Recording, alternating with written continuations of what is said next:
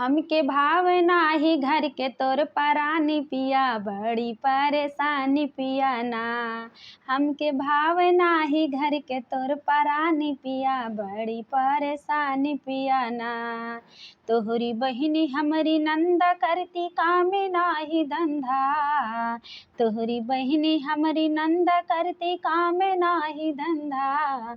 उनका सासुर पठाई द भारे पानी पिया बड़ी परेशानी पिया ना। उनके सासुर पठाई द भारे पानी पिया बड़ी परेशानी पिया ना।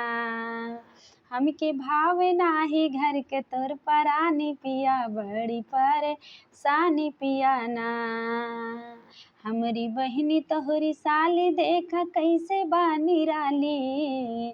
हमरी बहिनी तोहरी साली देखा कैसे बानी राली।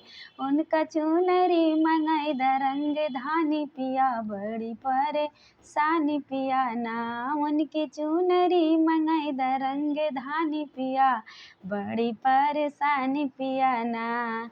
हमके भाव नाही घर के तोर परानी पिया बड़ी परेशानी पिया ना। हमके भाव नाही घर के तोर परानी पिया बड़ी परेशानी पिया ना।